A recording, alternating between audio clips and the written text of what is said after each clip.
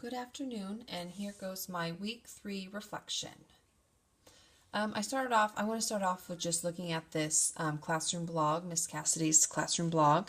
I just found this was really interesting and really cute, and just a great example of how blogs can be used in the classroom to benefit not only the teacher, but the students and the parents or guardians, whoever's taking care of the students.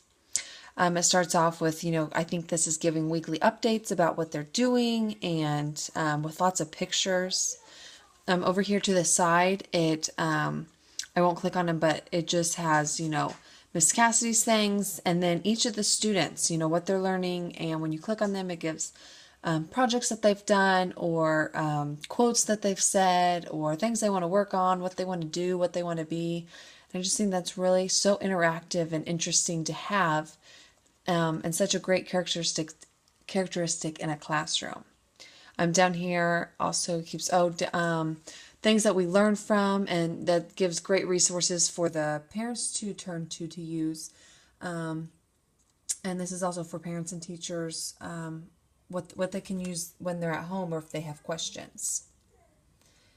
Keep scrolling down here, and it shows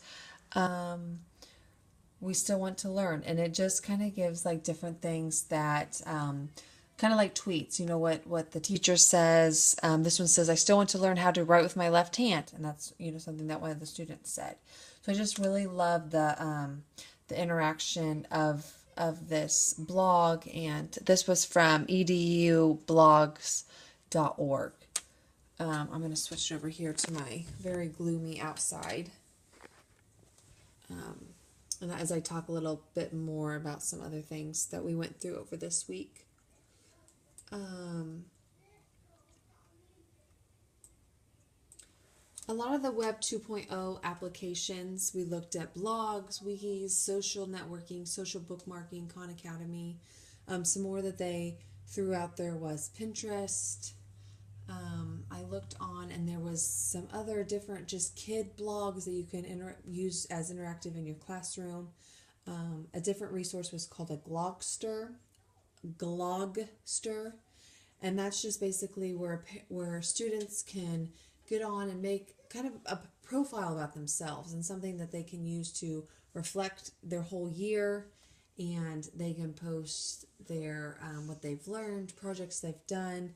And it's just something that they can keep up on. And I just think that'd be really cool to maybe use as like a center or as a learning activity or a monthly or weekly project for students to turn to and use their creative side, but really using technology in the Web 2.0 applications.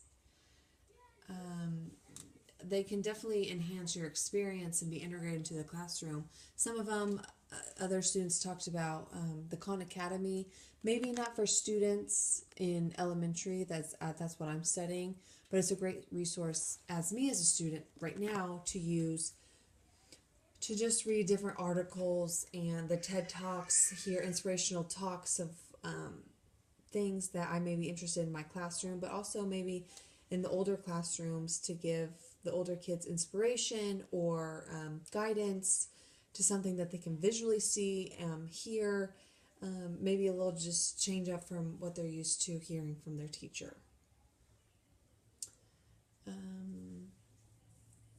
I'll talk about, I really would like to explore bookmarking more. I think it's kind of like Pinterest. You save all your ideas, so it's not something you're always scrambling for. It's compiled of your resources that you found interesting or helpful.